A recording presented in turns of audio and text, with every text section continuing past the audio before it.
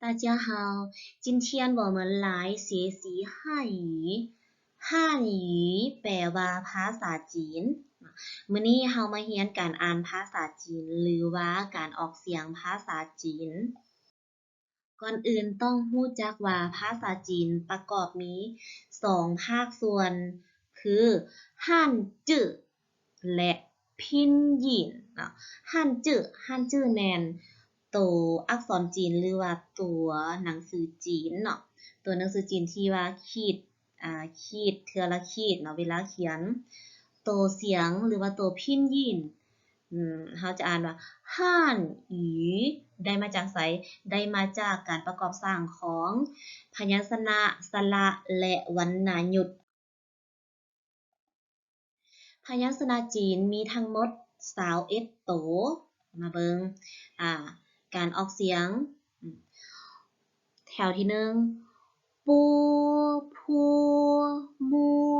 ฟัวแถวที่2เตเธเนเลแถวที่3กึคือคือแถวที่4จีชีซีแถวที่5จื้อชื่อชื่อยือแถวที่6จื้อซื้อซื้อมาเบิ่งว่ามันถูกกับพยัญชนะลาวแนวใดเนาะแถวที่1ปัวถูกกับปอปาพัวผอผูมัวหมอแมวฟัวฟอไฟเตต่อตาเธอทอถุงเน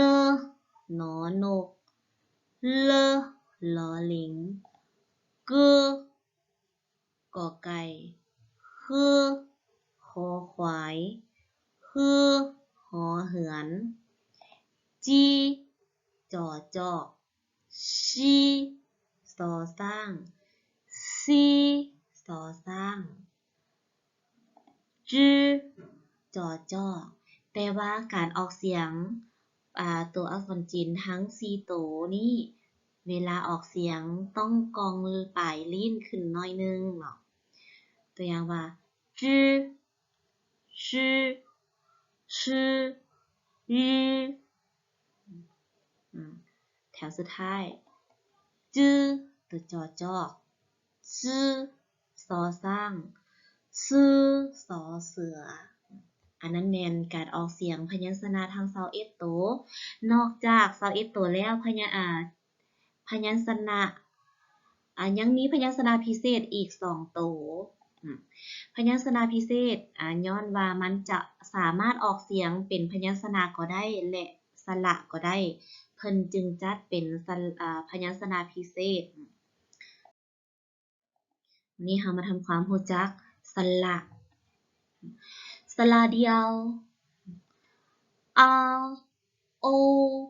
เออีอูยูสระวรรคไอเอาอันอังสระวรรคโอองสระวรรคเอยเอินอึงสระวรรคอีเอียเอียวเออิวอีเอียนอินเอียงอิงยงสระวรรคอูอัวอัวอุยอวยอวนอวงอวนเวิงสระวรรคยูเอเอนอื่นมาอ่านอีกเทื่อนึงสระเดียวอาโอเออี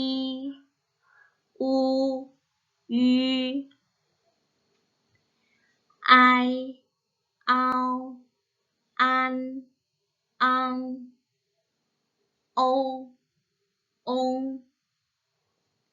เอเอินเอิงอาเอียเอียวเออิวเอียนอินเอียงอิงยงอัวอูอุยอวยอวนอวงอวนอวงเอเวนวินนั่นเป็นการออกเสียงของสระมาเบิงเชิงเตี่ยววรรณยุกต์เนาะวรรณยุกต์ภาษาจีนมี4ไม้คือกับภาษาลาวเนาะการออกเสียงถ้าว่าโตที่บ่มีวรรณยุกต์เนาะการออกเสียงจะเสียงเบาเนาะนะคะมาฟังเบิ่งอาอาอาอาอะปาปาปาป๋าปะพูพูผูผัวพวกตูตูตู